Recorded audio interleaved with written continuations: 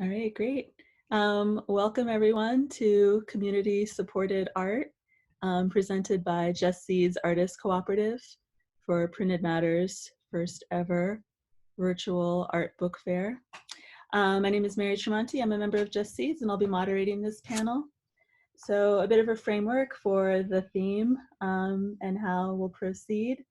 Taking its name from Justseeds Art CSA program, this panel discussion of members of Justseeds will explore the relationship between community and art practice. For us, community is at the very heart of what we do, and without it, we wouldn't be artists, designers, cultural workers. What does it really mean to be an artist situated in community? And how do we define community, and how does creative work contribute to strong communities? Today, we'll hear from 6 Justseeds members giving us a look inside their community-based practices. Melanie Cervantes, William Estrada, Monica Trinidad, Paul Keelan, Nicole Mclaren, and Aaron Hughes. A little bit of background about Justseeds Artist Cooperative. Founded in 1998 and originally the graphics distribution project of Josh McPhee, Justseeds made the transformation into a worker-owned cooperative in 2007. The original network being largely in place through past collaborations and friendships. In May 2010, Justseeds moved our distribution center from Portland to a new and larger base in Pittsburgh. We have added over 25 new members since originally forming as a co-op, including 12 new members in 2020. We operate an online store and wholesale distribution center, a robust, ever-expanding collection of free downloadable graphics, as well as an active multi-voice blog detailing current art and resistance projects around the world.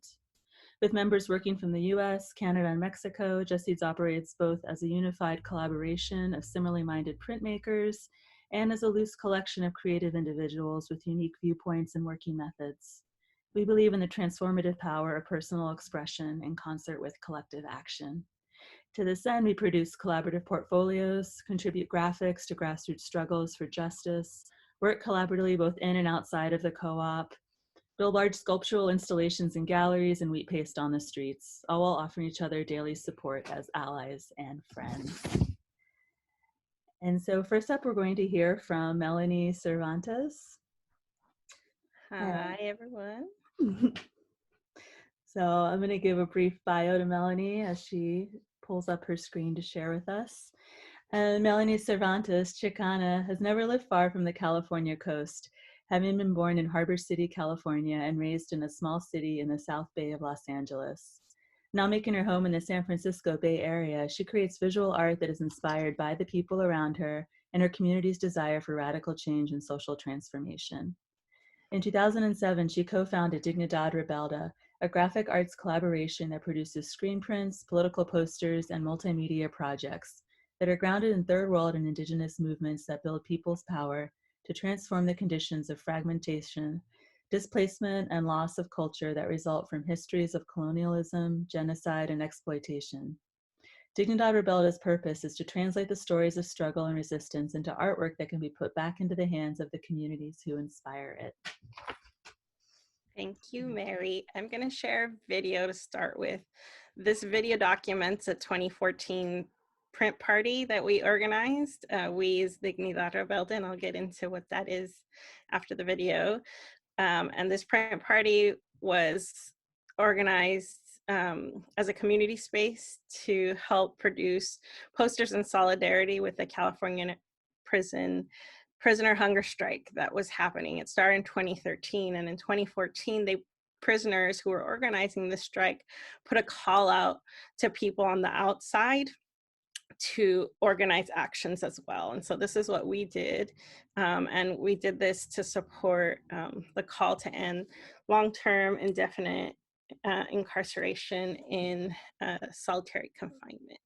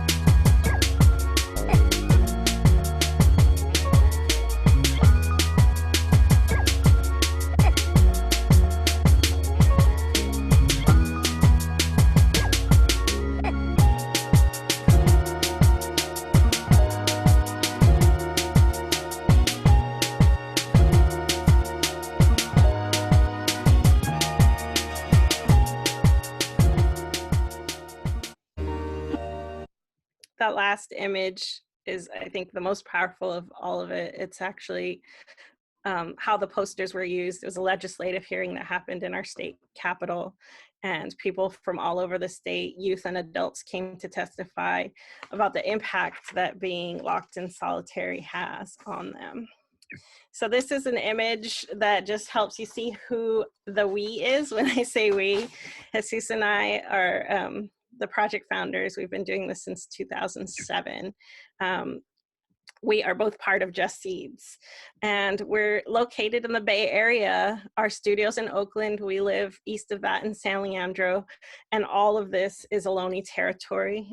For us as Chicanx artists, it's important that we recognize, although we descend from indigenous peoples, that we are in diaspora and living in another nation's territories, and that these aren't our ancestral lands. And then even when we have family like I do with multiple generations in this area, it's not our land. Our families haven't been here since time immemorial, and it's really an important part for me of understanding who I am, but also part of the decolonization process. And I think really remembering that this country was built on and sustained through settler colonialism and slavery is critical, because to willfully participate in a collective amnesia is violence, and there's violence in forgetting. So I just thought the best way to kind of talk about what it means to work in community is to just give one example and then just share some pieces. And so this is about one way of how we collaborate. We believe in radical social change, and that it's necessary to have people come together through sustained and strategic organizing.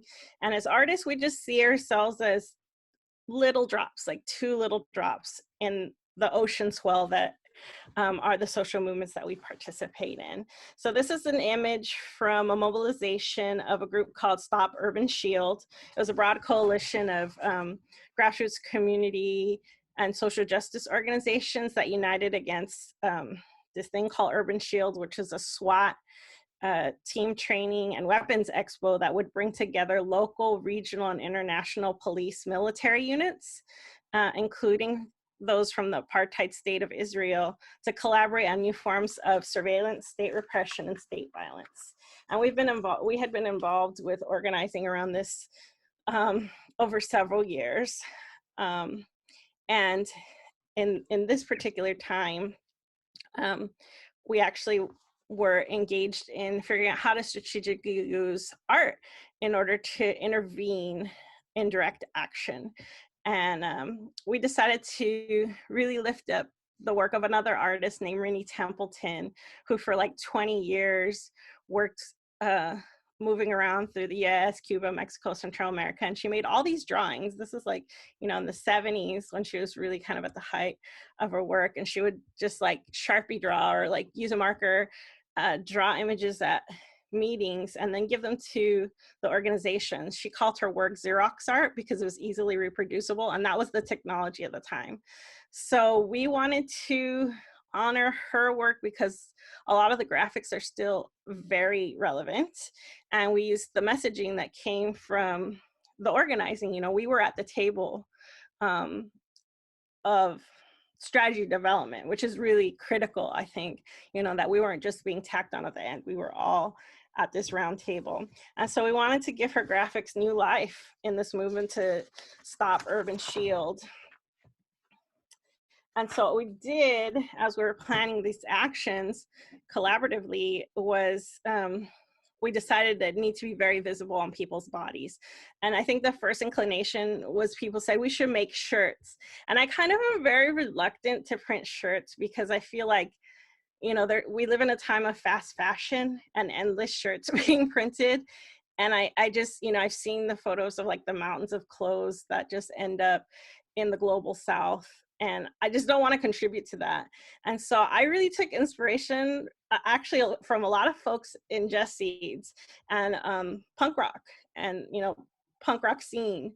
And I thought about like how folks make patches you know, they make patches, and a lot of times it's like bands or it's like a political statement. And I was like, well, what if we do screen printed patches? We would be able to produce them cheaply, easily, you know, and quickly.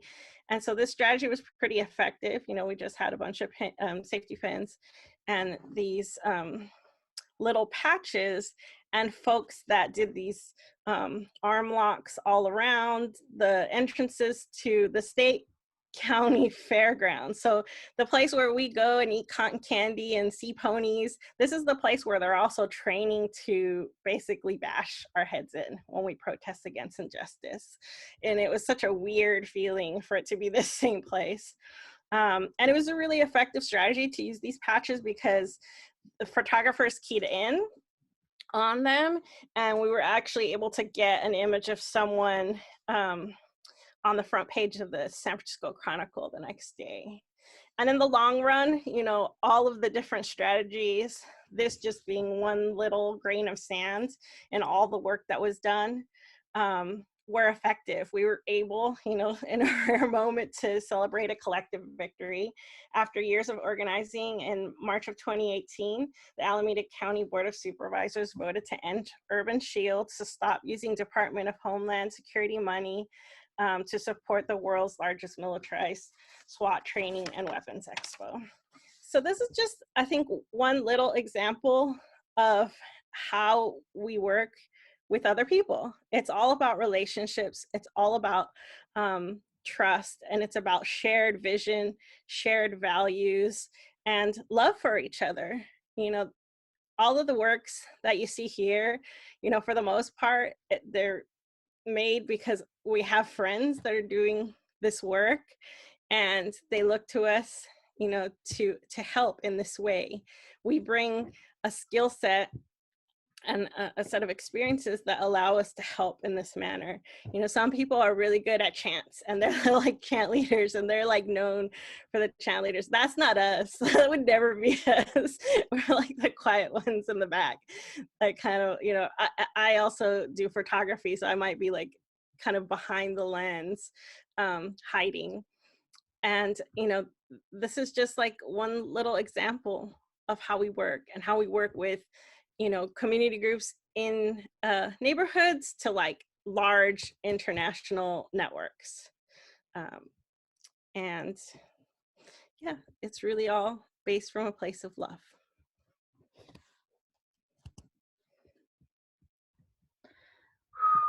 Thank you so much, Melanie. That really like resonates, getting to see this example of a successful campaign and movement work. So it's really wonderful to celebrate our victories. We're going to keep moving right along and move on to our next presenter, William Estrada. William Estrada is an artist and educator in Chicago. He enjoys making art in collaborations with others and is part of the Chicago Act Collective and Mobilize Creative Collaborative. His teaching and art-making practice focus on addressing inequity, migration, historical passivity, and cultural recognition in historically marginalized communities. He is interested in making art with people and the amplification of their stories through play and exploration, providing opportunities for people of all ages to engage in radically imagining new worlds and relationships. His current research is focused on developing community-based and culturally relevant projects that center power structures of race, economy, and cultural access in contested spaces. Thank you, Mary. Thank you, everyone, for joining us. My name is William Estrada. Most of my work is centered around teaching. I've been a teaching artist and educator working with communities for a little bit over 2 decades. And I started doing printmaking out of the necessity of disseminating information quickly and cheaply to engage people in their neighborhood, right? But a lot of the work started from having conversations with students about things that they wanted in their neighborhood. What would their neighborhood look like if we were to redesign them based on their needs? Whose work would we honor in their neighborhood, who is usually labor that is considered invisible or disposable? what are the different complexities and layers to stories that we encounter when we're thinking about migration, undocumented folks, and the false narrative of the vast opportunities that are found in America, right? And the fact that the US has also contributed to the distortion and dismantling of governments that are anti-capitalist and don't serve the US economy. And thinking about, what are the conversations with students around how they're represented, how neighborhoods are represented, and, who gets to claim their neighborhoods as their own. A lot of this work is really based on grassroots organizing, right? So a lot of stencils, a lot of button making, of course, print making and screen printing. But it's really thinking about how do we use art as a tool to organize and mobilize. And the fact that also art has been a tool of resistance in our Black and brown neighborhoods. And it, counter the narrative of art as a luxury, right? And really thinking about, how do we use art to imagine, right, the worlds that we want to live in, and the worlds that are relevant to our needs and the needs of the folks in them. Now, we've also been thinking about, how do we start generating these discussions on personal narratives and culturally relevant discussions that are directly affecting the lives of students and the lives of their families, and that are directly affecting their neighbors. Now, I realized that as we were having these conversations, it was a lot easier to talk about race and power with students and not so much with adults. So what I started really thinking about was, how do we start thinking about our narratives, the fact that, our narratives are erased, and how do we move these conversations from the classrooms of the elementary and high school out into public spaces?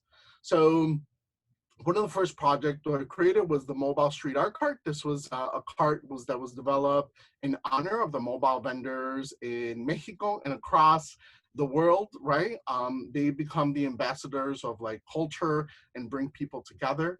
I ended up designing the mobile street art cart as a way to provide free art workshops in people's neighborhoods around making around cultural images that are relevant to that particular neighborhood, right? All the workshops become free, but it's also for us to interrupt, this notion of capitalistic busyness, right? Of constantly being busy and constantly producing something, and ways for us to really engage with our neighbors or folks in the neighborhood that we wouldn't necessarily have conversations with. Now, as an artist, it's also an opportunity for me to talk to people that I wouldn't necessarily have access to inside the institutions that I work with, right? There are also the folks out in the outside of the buildings that I usually work with, and the fact that they're happening in these public spaces out in the street, it's twofold, right? It's challenging the notion of like my body as a brown cis male. What does it mean for me to talk to young children, to women, to other men in corner spaces, right? And attempting to hustle, right? And sell them, this opportunity to make art with me, and what does it mean to trust and to engage in this political work in these public spaces. But it's also the reality, right, that there is also danger present in that, right? And the fact that folks prefer us to stay anonymous and unknown to each other. So the opportunities, that we end up engaging in these conversations around what are the things that matter to people at that particular time and space, right? And depending on the time and space, those are the conversations that we engage with. Now, as an educator, as an artist, I attempt to create a prompt, in order to engage folks in the discussion for that particular day. But of course, as we know, much like teaching, right? whatever we plan is really dictated by the people that are in front of you, right? So the discussions are really based on the folks that are in front. Now, when I started doing screen printing, I really started thinking about how do we start generating these interruptions to these power narratives and start centering the experiences of the people that I'm particularly interested in, and how education, right, neighborhood resources, rent abatement, right, housing, how all these pieces play into larger power structures in our metropolitan and rural areas. And really thinking about what does it mean for us to collaborate? What does it mean for me as an educator, as an artist, to think about how do we collaborate with folks around gentrification, about power structures? How do we start using art as a way for us to challenge narratives as to how we use culture, or how our culture is used, right, to gentrify or to create this balance of power in our neighborhoods?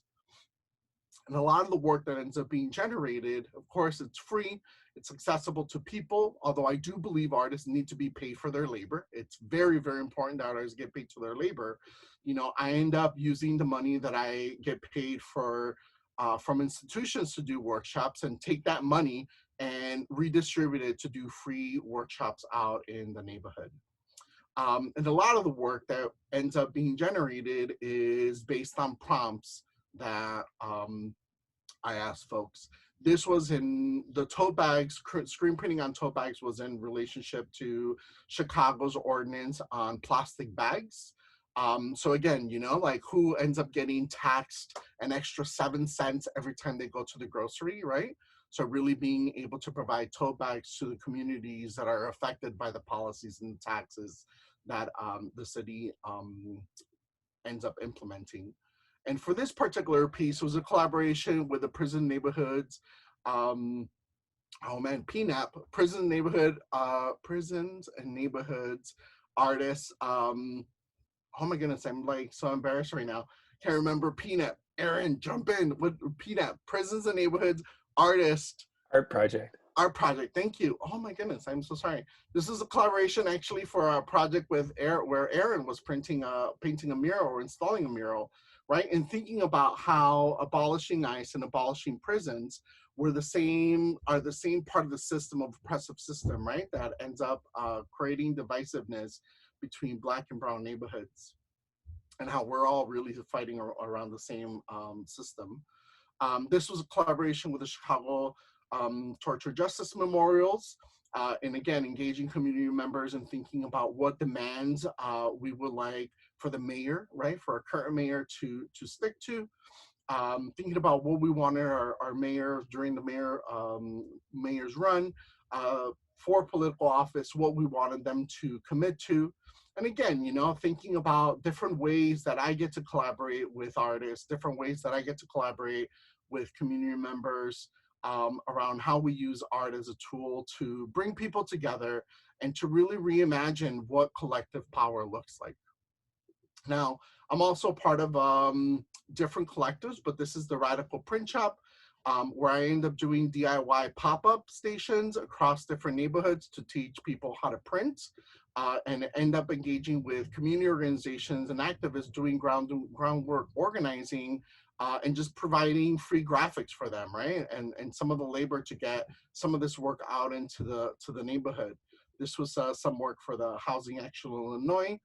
This was in the P.O. Box Collective here in Chicago in Rogers Park, and thinking about the design with Dr. Patricia Gwen about how do we protect our Native, Black, Asian American, Latinx, Caribbean, immigrant, and refugee communities, and thinking about what collaboration could potentially look like, right? It's not always clear, you know, it's very messy at times, right? There's a lot of centering that we have to do around our preconceived notions of neighborhoods and what does it mean for us to enter neighborhoods that may not be our own.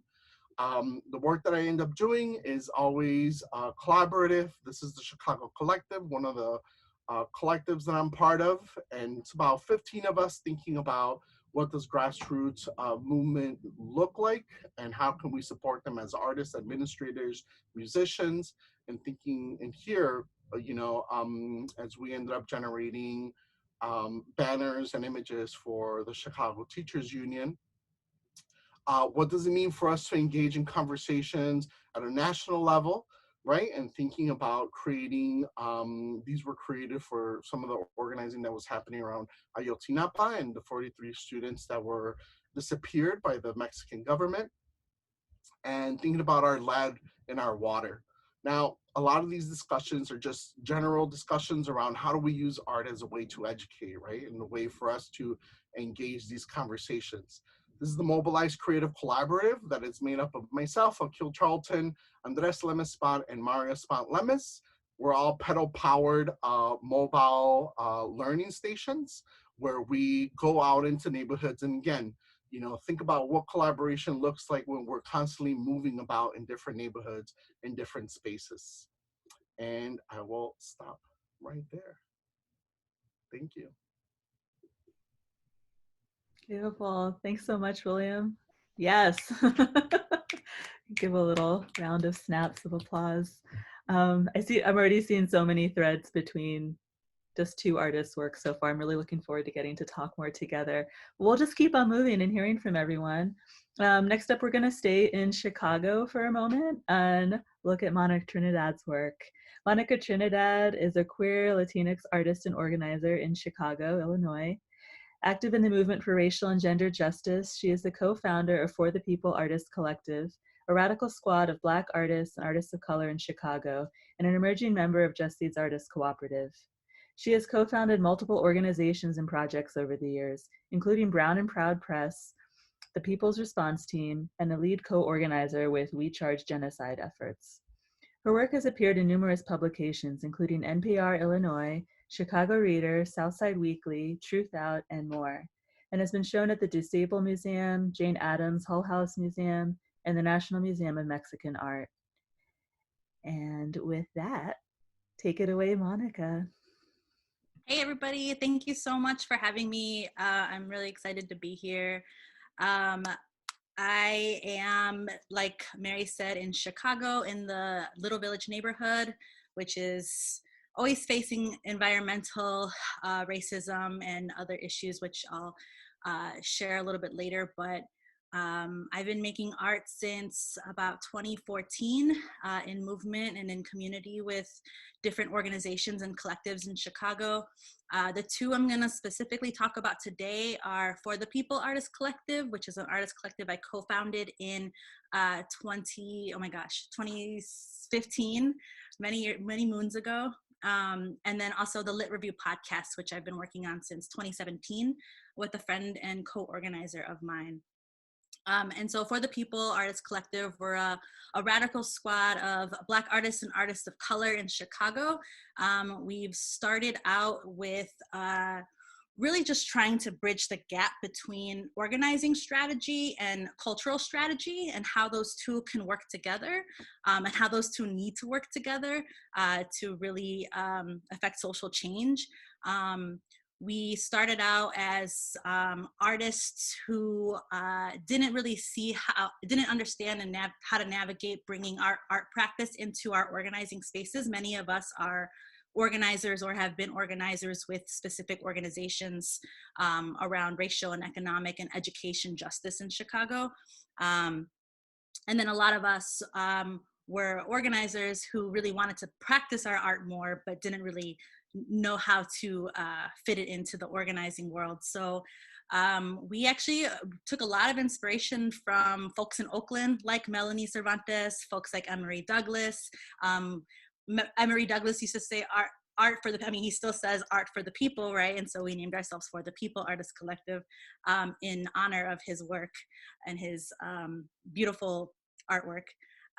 And we've made about 3 radical coloring books since 2016, sort of highlighting, we kind of call them like movement yearbooks, because we try to include as many campaigns and efforts in Chicago as possible, from the Buy Anita campaign, which was a campaign that we were part of to oust a really harmful state's attorney, all the way to No Cop Academy, which was a campaign we supported to stop the construction of a $95 million police academy in the west side of Chicago. So we really support through a lot of visual needs, creative needs, ranging from banners to posters to graphics to logos, anything that our organizing community needs that we align our values with. So more specifically, taking and heeding the leadership of Black queer people in Chicago who are organizing. And then the Lit Review podcast is a project I work with Paige May, who is a co-founder of Estrada's Daughters here in Chicago. We've been kind of doing this podcast off and on for a while, and we're trying to be a little bit more consistent, but we really wanted this to be a container for political education, which often, you know, takes the back burner during moments of crisis and during moments of urgent mobilization, and really wanting to make sure that we were still, as we were, you know, doing our rapid response organizing work, we were still making space for that political education and learning from the histories and the stories before us. And so that's a little bit about the podcast. We just finished up season 3 this past winter, and we're about to launch season 4 come spring. But here is an image of just like, I think it was our first coloring book launch party. And I wanted to bring up coloring books as a really beautiful way of collaborating with community.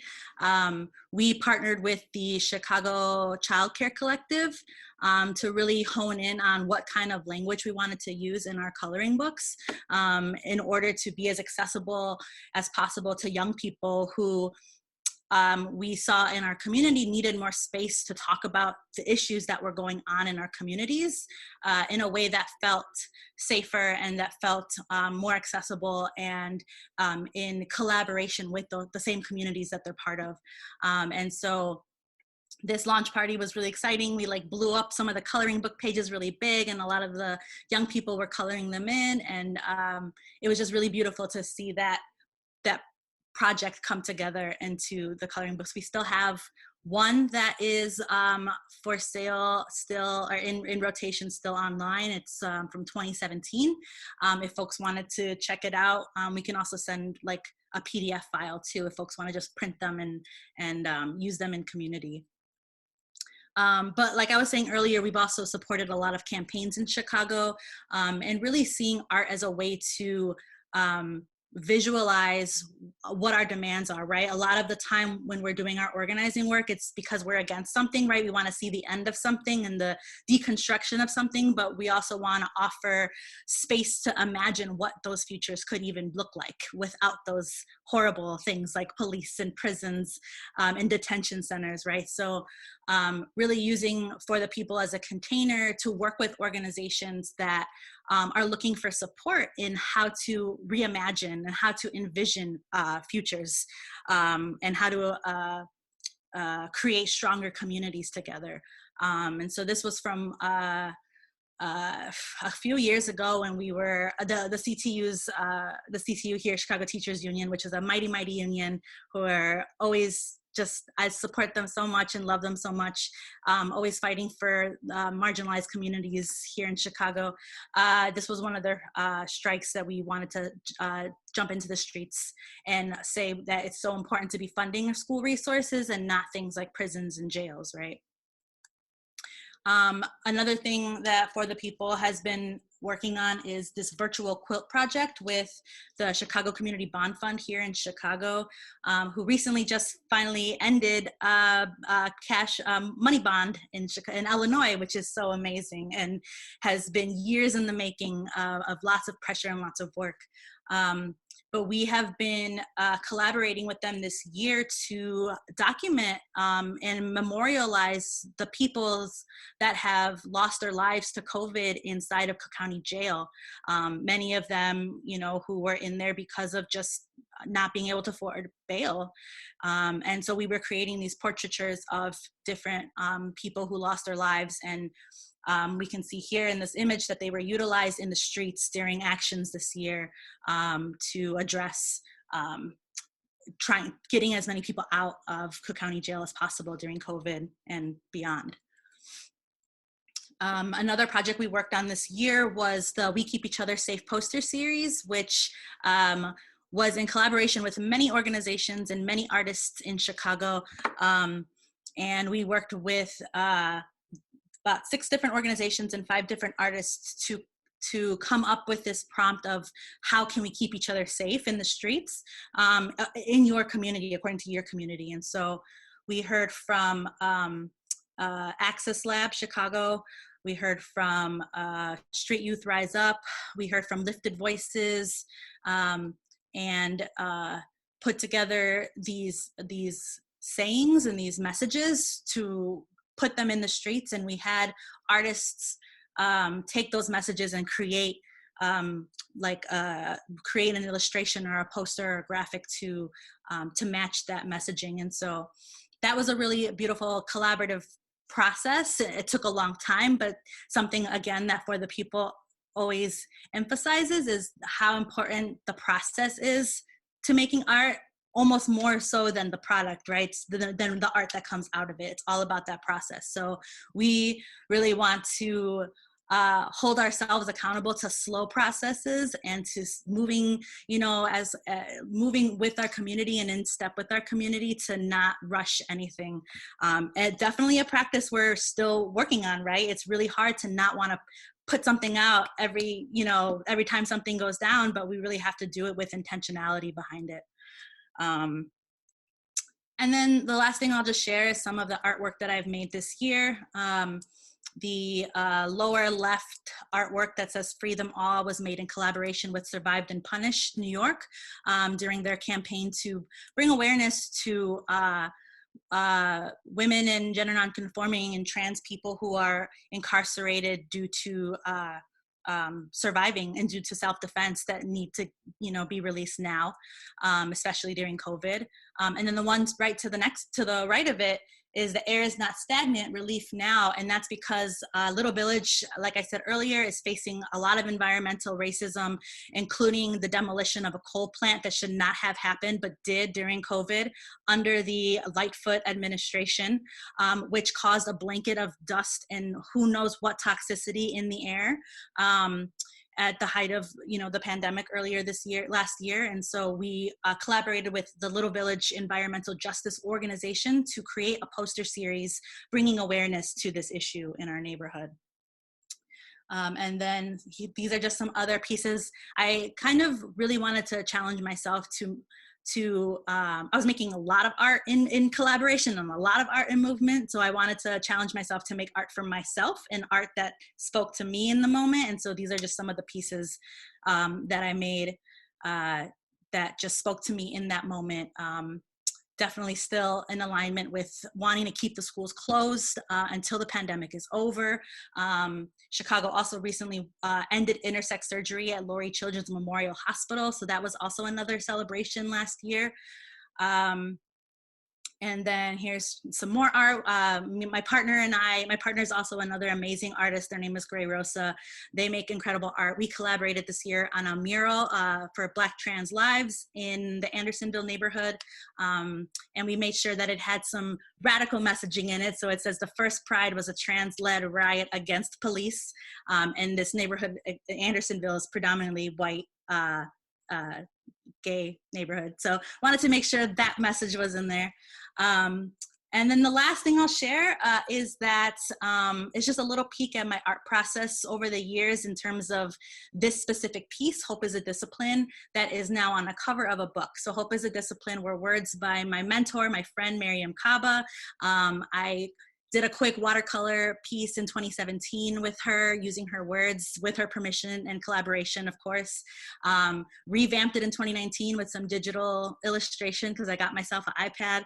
And then in 2021, it is now the cover of this book, her first book that will be coming out February 7th. So folks can order it now at Haymarket Books. So thank you.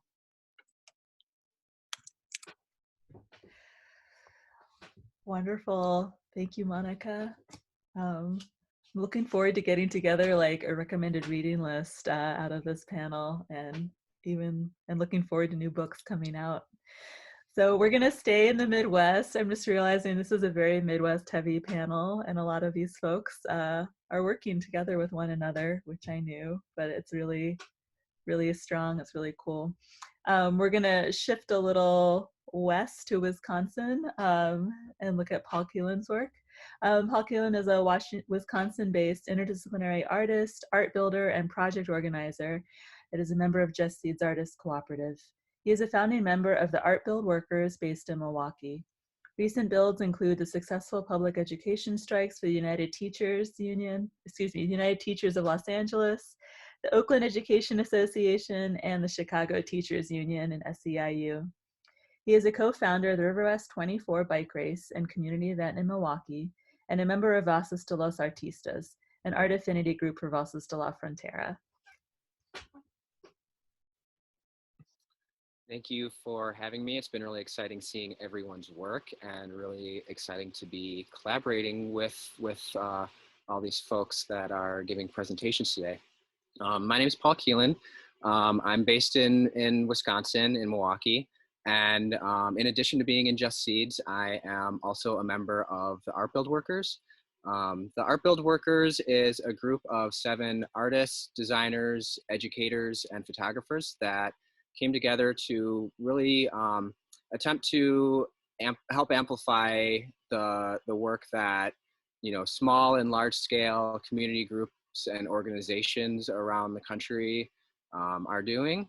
One of the folks that's in the group is Nicholas Lampert, who's also a Justseeds member. But additionally, there is Jeanette Arellano, Claudio Martinez, Kim Kosher, Josie Osborne, and Joe Brusky. We've been working individually for a long time, producing work for movements, but over the past few years, we decided to really start collaborating a little more deeply to help, kind of ramp up the work that we were doing. And all of that started with our good friend David Solnit from the Bay Area coming to Milwaukee to give a presentation and helping us put together our very first art build. He really helped show us some tips and tricks that we really took and ran with. I'm gonna just have some photos playing in the background from past art builds that we've done. One of the main groups that we work with is Voces de la Frontera in Milwaukee. They're an incredible immigrants' rights organization that if you haven't heard of, that you should really check out. They're doing some incredible work. Every year they do a May Day March on May 1st. And so we started working with them to take the messaging that they wanted to push forward that year and work with local and national artists and designers to produce this work. As you're seeing here, we're doing 24-foot parachutes, screen printed picket signs, large scale banners that are used in the streets for demos and for direct action. But one of the things that I also really wanted to talk about during this presentation is the space that we create during these events. The work that you've seen so far from other presenters are touching on this also in a lot of ways. And I think, that is creating a space for fun and joy and excitement in these movements. We produce work with organizations by taking words or slogans or messages and getting them out to artists and designers to design for them. But we're ultimately putting together an event that is happening before a march, before a strike, to produce this work really quickly and in large scale. So one of the most exciting things about this work is the fun that we have during those events. Bringing people together, playing music, having food, and sharing out the messages through social media, through our social media and the organization's social media, but also the individual people that are showing up. It's a really incredible way to get people excited about actions that are coming up in the future by people showing up and painting and helping print and assemble the picket signs. We do a lot of work with teachers unions, with the National Education Association. We were involved in the LA, Oakland, and Chicago teacher strikes. And, as I'm flipping through these slides here, you're going to see work from a lot of Justseeds members, but we also really focus on trying to bring in artists that are local to where the actions are happening. So when we're working in cities that aren't our own, really helping try to foster those relationships between individual artists, artist collectives, and the organizations. Getting back to this fun space, I think it's really incredible and really important to find moments of joy and happiness in this organizing, because you don't win everything. It's really hard work, and finding moments where people who wouldn't consider themselves artists to come together and produce this work together. It's really building momentum before an action or before a strike happens to have these small victories, and to share space together, and to just have a really good time doing it. We usually do stuff over a several day period where, first day is setting up and tracing out these large parachutes and big banners, and then opening it up to the folks in the community that the organizations are inviting. Setting up areas for kids to paint and create banners, and to just have a really good time. And then also all of that work ends up in the street. So we're selecting the images ahead of time, so when it comes down to the actual art build, it's about production and about making as much as we can in a very short amount of time, and creating all of these smaller tasks that people that may not feel like they would fit within this movement, they're able to participate. And the participation of creating during these art builds really drives turnout for events that happen later, not only because people feel like they have some buy-in from actually being there and producing the work that you're going to see in the streets, but also because they're helping broadcast to their networks that an event is happening through taking photos of the folks around them, having a good time and producing this incredible work together. The work that you're seeing right now was from the Chicago teacher strike in 2019, I believe it was. And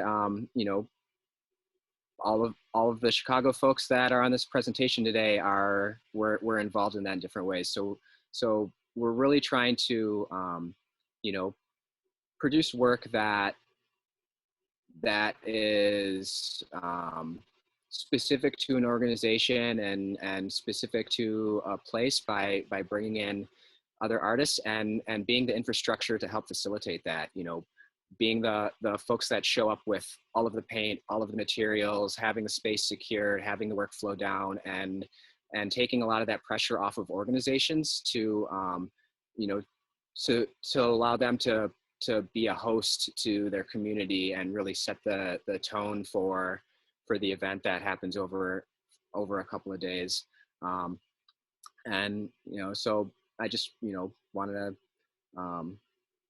just really underline the fact that doing this work can be a lot of fun, and you can have a really good time while producing work that is incredibly important and has a large impact. So I'll leave it there, and thanks again for having me, Mary.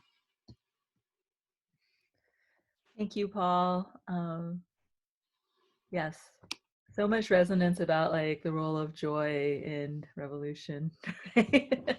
Making it irresistible. We're gonna continue in the Chicago area and with teachers and education with Nicole American. Nicole American is an artist and teacher educator whose work explores belonging and spatial justice. She researches student uprisings in Chicago public schools between 1967 to 74 with the goal of recuperating the history of youth and women's leadership in the struggle for justice. Thank you, Nicole. Thank you. Thank you. And thank you, everybody. This has been really phenomenal, hearing about all the really crucial work everybody's doing, and sort of getting a new perspective on, how we work together. And we'll talk more about that in a sec. But for now, let me tell you a little bit about what I've been working on. First of all, I am a teacher, and right now I'm working in teacher education. And I'm been thinking about this idea of schools as sites of social transformation for a bit now. I'm really interested in learning about instances of youth protest and youth power, youth resistance movements, organization strategies, a lot of these untold stories. And as a teacher, I'm also very interested in teacher organizing. This is also like really relevant to today in Chicago. I'm also an insomniac late night eBay digging person, and I really like finding out some of the history in that incredible uncurated repository that is eBay. And so I also do work with young people. Sort of my practice evolves around working with groups of people like you all. And I like to bring up questions and try to figure out what needs to be known based on, what do they want to know? What do they need to know? And we talk about how knowledge is produced, where it comes from, whose experiences are represented, and why or why not. And I'm always really drawn to the resistors, the ones who are not having it. And so most recently, I've had this incredible opportunity to be around the young people that are organizing from the Lozano Leadership Academy, who've been protesting at the Chicago History Museum, who, frankly, have just done a super crappy job at representing Chicago Latinx history in any way, shape, or form. Like in 30 odd years, have had, one part of one exhibition that even refers to a pretty sizable population with a really exciting history here. But more on like why and how that might be happening in a sec. But these young people made a lot of posters, and I'm very interested in these posters too. I went and talked to them about, sort of what it is they wanted to know more about, and trying to hear their perspective. And during one of the interviews on television, this was really well covered by the media, Sammy says, imagine how many younger kids came and didn't think that their history and culture was valuable because they didn't see it represented here. And this is one of my main motivators, having grown up, hearing nothing about myself and seeing zero evidence that I had ever existed. And to think that, like I'm 50 and people in their teens are still going through this, it's very easy to get a lot of energy to push harder on this. And when people say, well, what should we be teaching? I'm like, well, look at their posters. There's the curriculum is right here. They're like, this, and this. They're telling you what they want to know. Anyway, I could go on and on about their posters. Really incredible work. And the result of their struggle And their, the media attention and their persistence has been that the Chicago History Museum has decided to have an exhibition that they are actually the advisory for, and it's going to happen in 2023. And so while working with young people, I'm trying to see if people can ask, themselves what their relationship is to this history, and like where are the gaps and how do we find ways to work in them? Because that's what artists' job is, a lot of the time, is to try to figure out where the unknown is or what the future we imagine is, and then to actually make it right. And so print, yes, but also I'm coming from clay, and so there was a moment while working with young people at Benito Juarez where we were talking about community research, neighborhood research, and talking about, because we're not represented anywhere in the books and in the libraries, then the neighborhood is the archive, right? The community, the people we know, elders, people at the store that we run into all the time. The community is the text. And so a couple years ago, we started this, like what I was calling hyperlocal research. And people were just doing, little 2-inch portraits of houses. And these are like really, not any longer than your forefinger. And it resulted in like a pretty massive display. There's about 200 of them. And people just did a portrait of their own home, which by the time some of these tiny sculptures were out of the kiln, some people had already been displaced from their homes. There's communities in the south and southwest side that are under extreme pressure by gentrification and all sorts of out of control development. And what it's doing, if you think about it, is actually destroying this archive that people have, which is built on the connections people have to people in the neighborhoods.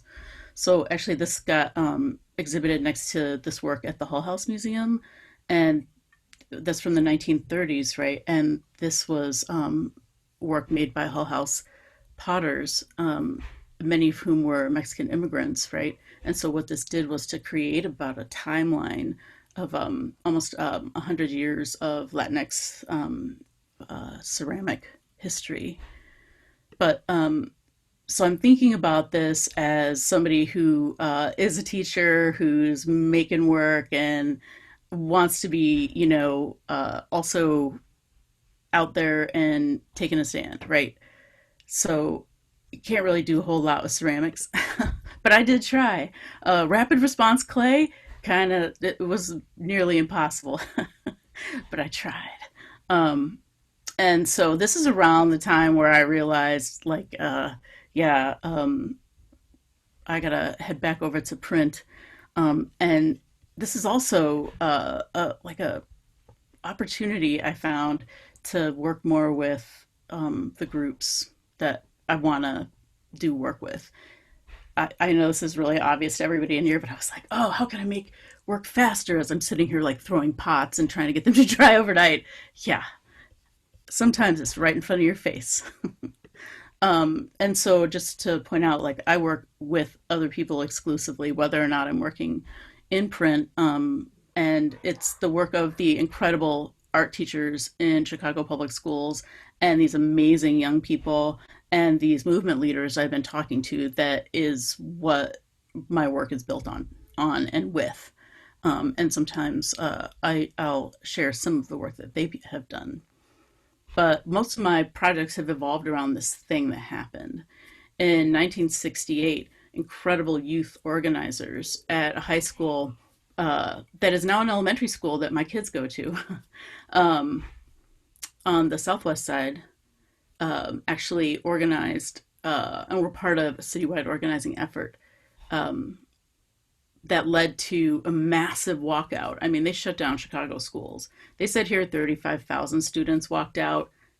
Nobody believes the Tribune isn't accurate, as has accurate counts. But so these young people, Sharon Matthews and Victor Adams, it said in the newspaper that they had been sort of the central organizers, right, with this group, the New Breed, right?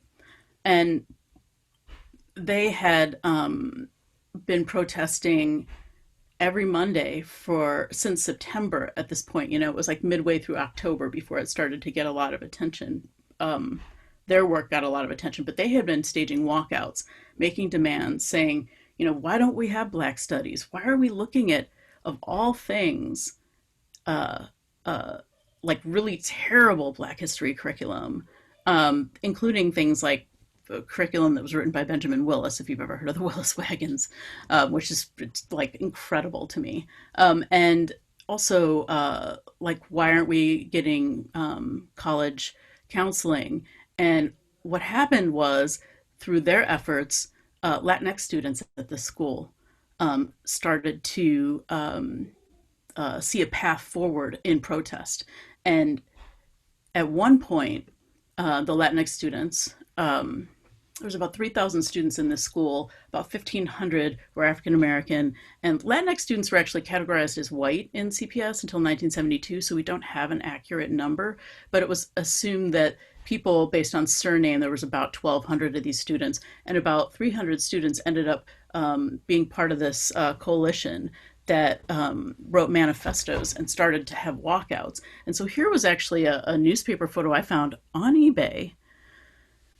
This is the lunchroom where my babies eat. So I was like, what the hell is this? Is this police attacking teens while they're at lunch? Well, they were having a sit-in, a peaceful sit-in in this lunchroom. And the coalitions were working on their manifestos, right? And soon after this, like, it all went down and they shut the schools down completely. And so I was like, why don't I know more about this history? Why am I finding out about this junk on eBay? This is unbelievable. And so I started to make work about it and started to find out more.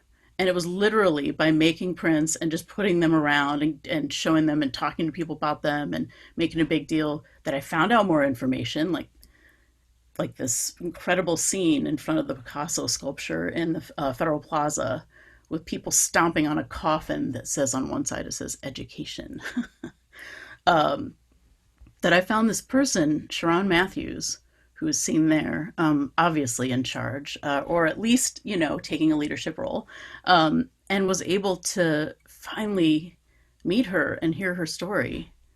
And that's what led me to, you know, make more versions of the poster and then sort of expand into these other areas, and look at other aspects of their organizing.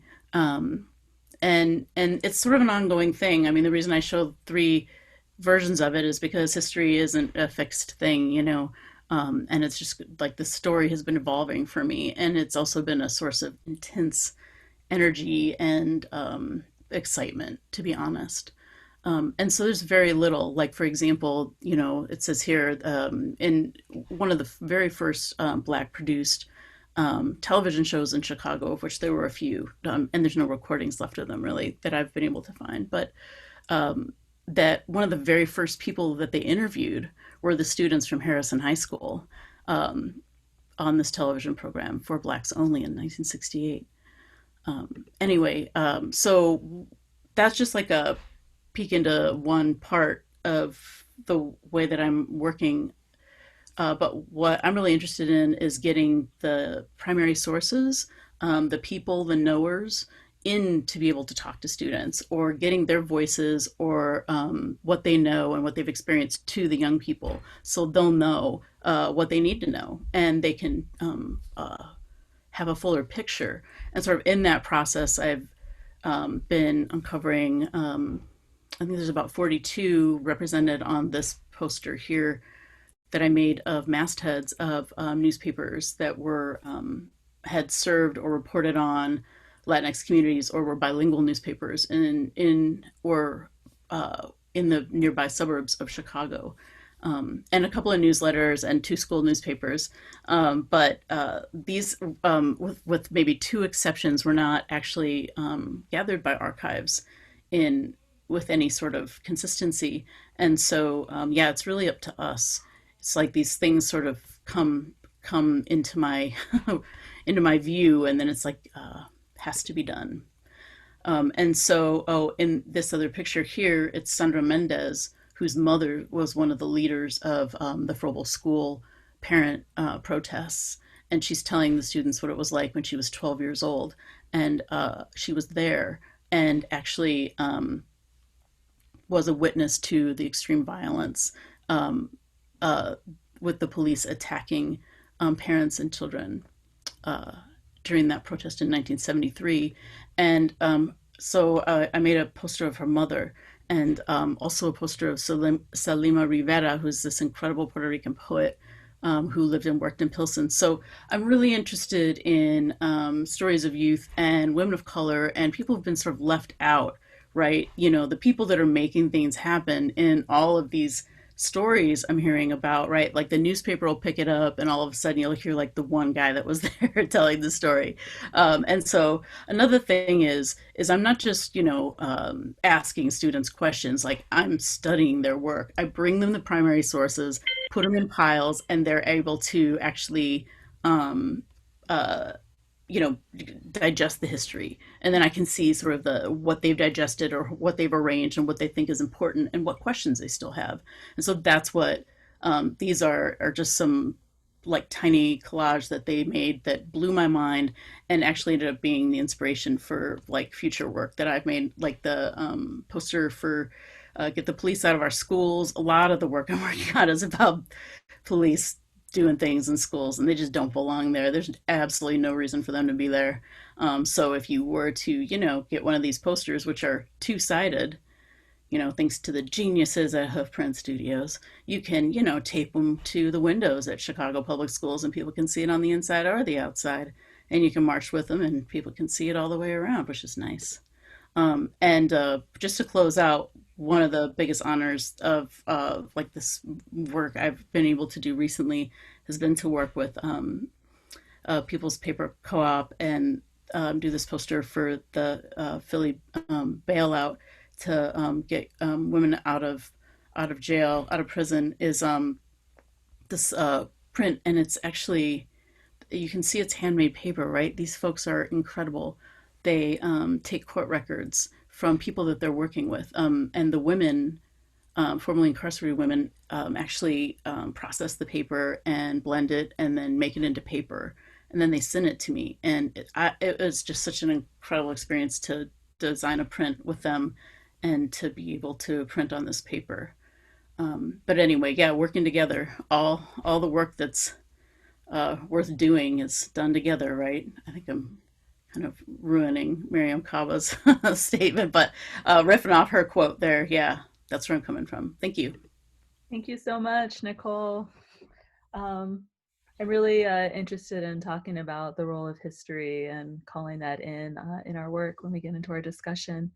But first, we have one more artist who's going to share their work with us, Erin Hughes, who is like kind of our connector in Chicago and bringing in a bunch of these new members of Justseeds, newer emerging members of Justseeds that we've gotten to hear from today. So Erin Hughes is an artist, curator, organizer, teacher, anti-war activist, and Iraq War veteran. He works collaboratively in diverse spaces and media to create meaning out of personal and collective trauma, deconstruct and transform systems of oppression, and seek liberation. Working through an interdisciplinary practice rooted in drawing and printmaking, Hughes develops projects that deconstruct militarism and related institutions of dehumanization. These projects often utilize popular research strategies, experiment with forms of direct democracy, and operate in solidarity with the people most impacted by structural violence. In addition to his work with Justseeds, Hughes works with a range of art and activist projects, including About Face, Veterans Against the War, formerly Iraq Veterans Against the War, Warrior Writers, Emerging Veteran Art Movement, and Prison and Neighborhood Arts and Education Project. Yeah, thanks, Mary. And thanks for organizing this. It's really great to get to hear everyone speak, and it's really inspiring to be in dialogue with everybody. I'm always inspired and humbled by the work that people are doing.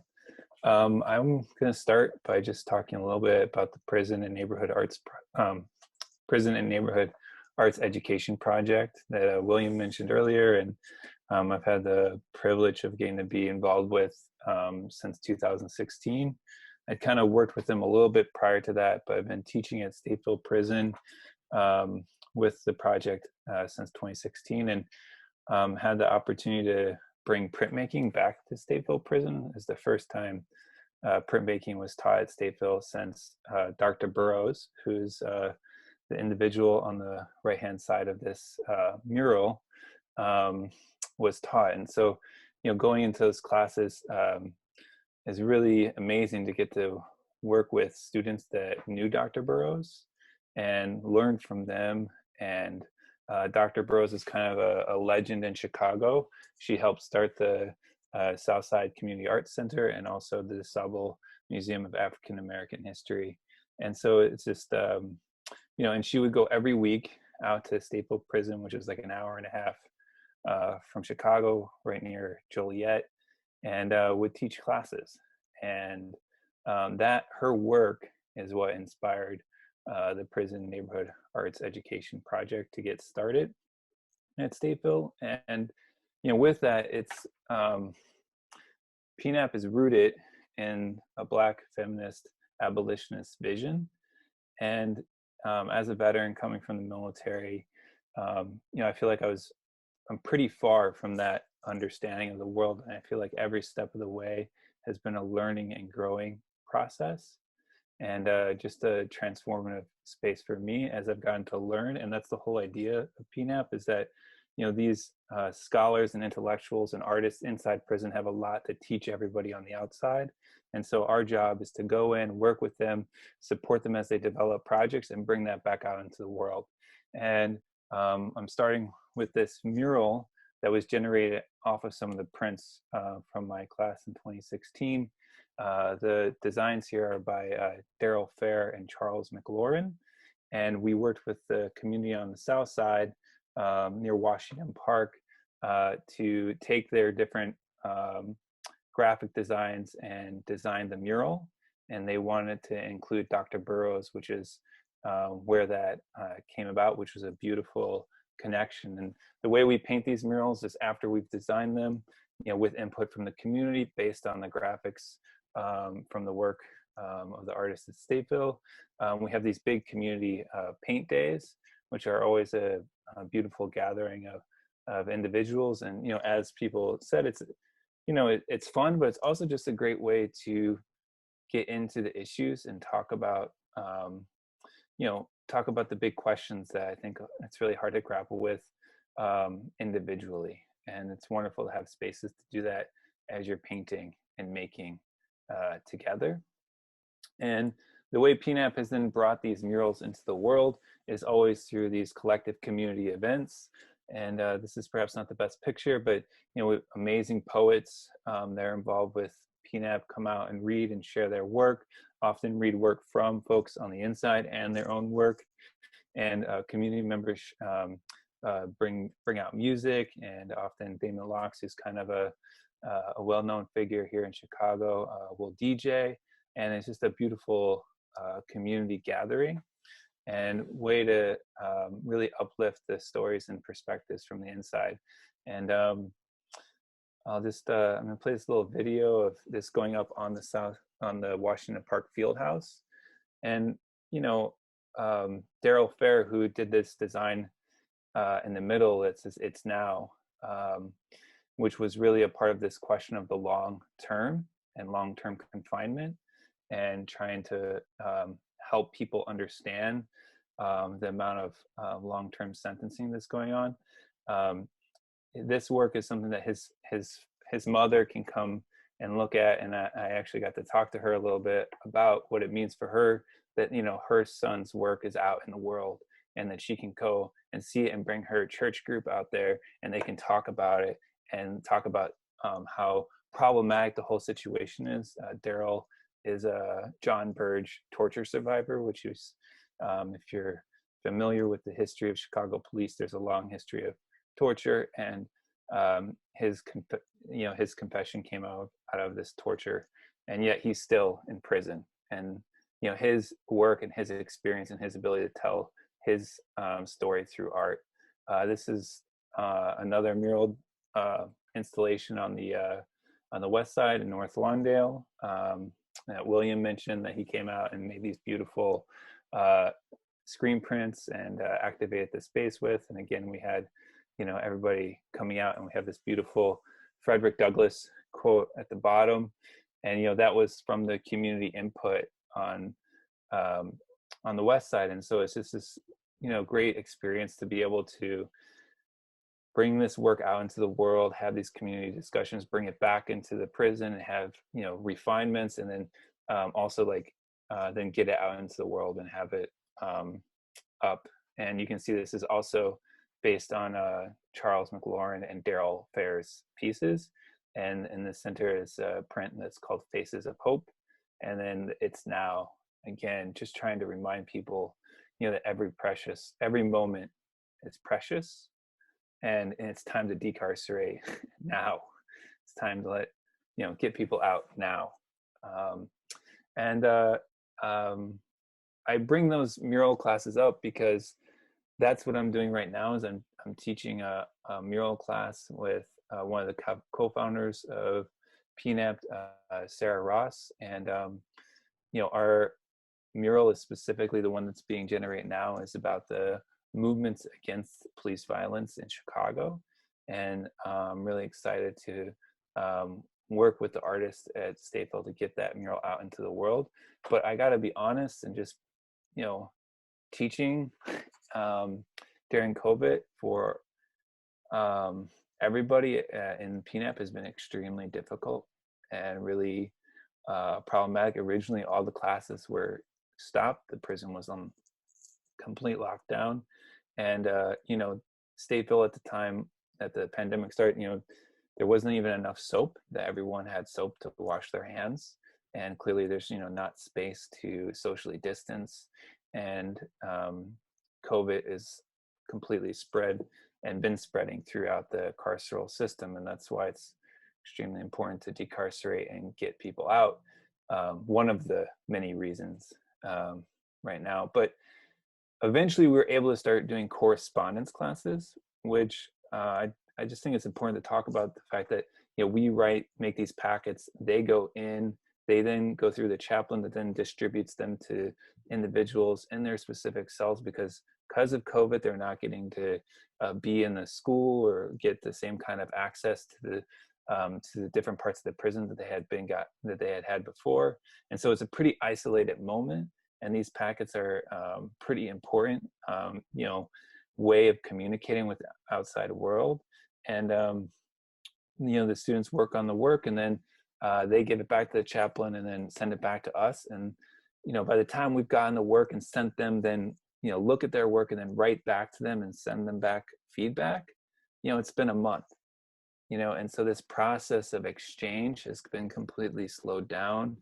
And I really admire and am grateful for all the people that continue to push at it, and, you know, push at the prison system, and push to create more space for these voices. With that, each frame, I was just mentioning about the long term, and that was a frame that came out of students at Stateville. And more recently, there was a question of citizenship, partially because the Illinois State Constitution says that the mission of IDOC, Illinois Departments of Corrections, is to return people to quote unquote useful citizenship. But what is citizenship? And it's fraught with all kinds of conditional citizenship. Who has access to citizenship?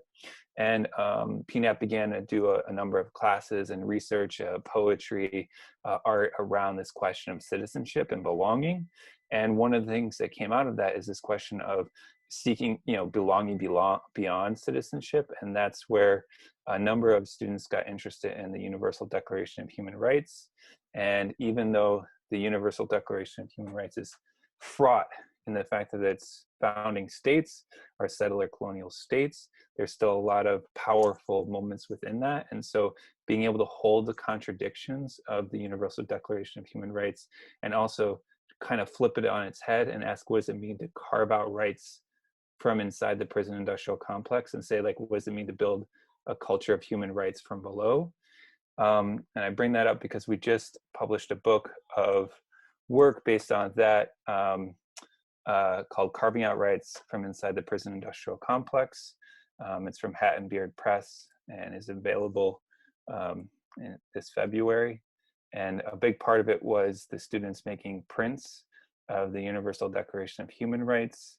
And it was based on Meredith Stern's Universal Declaration of Human Rights print project that the students were looking at and were inspired by. And it really drove a lot of questions of how is it that, you know, we can talk about human rights, inalienable, universal rights, that clearly none of them are afforded. So how universal are these rights? What does it mean to actually shift that around and build a culture of human rights from below? They made these beautiful designs that highlighted a lot of those questions. This is a print for each of the articles. This is Carlos Ayala's print for Article 4. No one shall be held in slavery or servitude, and the slavery and the slave trade shall be prohibited in all their forms. And yet we still have this massive carceral system. Salvador Herrera, no one shall be subject to arbitrary arrest or detention or exile. And highlighting the Statue of Liberty and Freedom and the contradictions of that. And one of my, the prints I think is one of the most powerful ones to me is this print by Aurelius Bivens. Everyone has the right to recognition everywhere as a person before the law. And yet Aurelius has drawn this figure without their face, without their person, without their representation. And, you know, these kind of complexities are things that I know that these artists are trying to bring out into the world, and it's an honor to help facilitate that through projects like this book and the murals. This is I showed you some of the murals. This is Charles McLaurin's print One Feather at a Time, which was a basis for some of those murals, and another print by Carlos Ayala, a pattern design, but I just wanted to show some of the variation. This work went up at the P.O. Box Art Collective on the north side, and it's been exhibited in a number of other places. So just one of the projects that I'm continuously learning from and humbled to be involved with. The next project I'm going to share a little bit about is called Warehouse Workers for Justice. And they just put out a report about the conditions for warehouse workers under COVID. They are the most impacted community outside of people that work in nursing homes. They've been infected and also dying at the highest rates outside of people working in nursing homes. And yet they were completely deprioritized in regards to receiving the vaccine. Warehouse Workers for Justice organized a massive campaign to bring attention to that here in Illinois, and, you know, bring these workers that are mostly temp workers and often aren't seen. And these are people, you know, within the food industry that are packaging up all these foods and getting them out to the different grocery stores or the restaurants. And these are people that are organizing the Amazon delivery packages that everyone is living on to be safe. And yet their essential labor is not valued, and to the point that they're not even put on the list to be prioritized for the vaccine.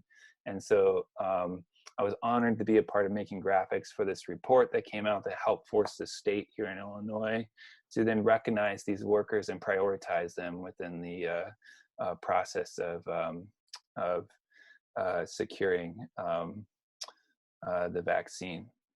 And I've been working with them. I've known their director for a number of years. He was a longtime organizer with Iraq Veterans Against the War back in the day. And that he they started a campaign called Earth Day to May Day to kind of connect the questions of climate justice and worker rights, and bring those two issues together. And I did a series of prints highlighting this. And, you know, a big part of all these warehouses here in Illinois is the pollution that they produce that often isn't acknowledged, and basically how that, you know, is continually creating these microsites of environmental pollution. And so, you know, lifting up these workers, getting to talk to different workers, hearing their experiences, and trying to create graphics of highlighting their inspiration and their power is what the work was for. And also to help people connect that, you know, these questions around warehouses and worker rights is completely connected to the environmental questions that we're facing on a daily basis. I've helped organize a number of art builds here in Chicago. I'm just going to glance over this real quick because I know Paul talked a little bit about it, but I am humbled by how powerful it is of a space to build community as an organizing strategy, just as he had talked about, and then also how Melanie had talked about. And, you know, it's something I know a lot of Justseeds members use. I know Monica was talking about it as well. It's just kind of like, we continue to learn and grow.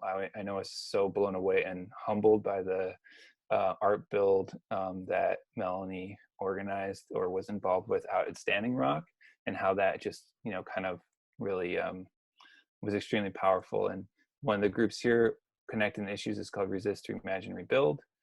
And I was honored to help, you know, make a bunch of graphics and bring their message out into the streets. There's the new Poor People's Campaign, which has been active, and Justseeds created a portfolio for it in 2019. And they've been out in the streets as well. And finally, this summer, I just did a series of worked with the P.O. Box to hold a series of banner painting days for different groups. Any group that wanted a banner, we'd paint a banner for them. They'd reach out in the week, and it was a way to express solidarity, especially for people that wanted to be out in the streets more but didn't have the capacity to. And so we do these paint days outside. And lastly, resistance in the ranks. So as mentioned, I'm part of About Face Veterans Against the War. And, you know, this summer, the National Guard was mobilized all over the country, and our streets were militarized. And in no way is that acceptable. And immediately About Face put a call out for service members to stand down and to resist their deployments. And we made a number of flyers and started pamphleting and reaching out to GIs directly, handing out these flyers, trying to let them know that they actually do have the right to refuse orders, and that they can seek other forms of resistance, and connecting them with the GI rights hotline, especially around these orders that are completely, you know, in many ways, no question of the legality of them. And so just connecting these issues. Also, many people join the military for economic reasons, and then realize the kind of come to become aware of the institutional racism and institutional sexism and imperialism that the military is rooted in. And what does that mean for all these service members that, you know, aren't seen on a daily basis when people talk about who's in the military, and what is the space created for them to resist and speak out, speak against these kind of mobilizations, especially when it's impacting their communities. The Black and Chicano communities are the ones that are overwhelmingly recruited from here in Chicago. There are 6 military schools and a number of JROTC programs. And so I'll close with this last part of that series. Muhammad Ali, resist it, you can too.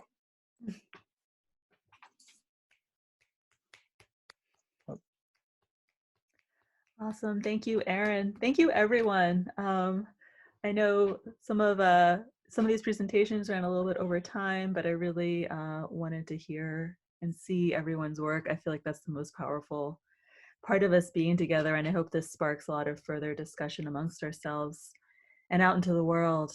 We do have a little bit of time left, and I'm going to really briefly just share a slide that has some info about how to get in touch with our amazing panelists, Aaron Hughes, who you just saw, Melanie Cervantes, Monica Trinidad, Nicole American, Paul Keelan, and William Estrada. And also just to check out Justseeds, which we're all a part of. But we do have some time, so I really want to hear you all talking amongst yourselves. Most of all, I did have a question or two to maybe get things rolling. One element of working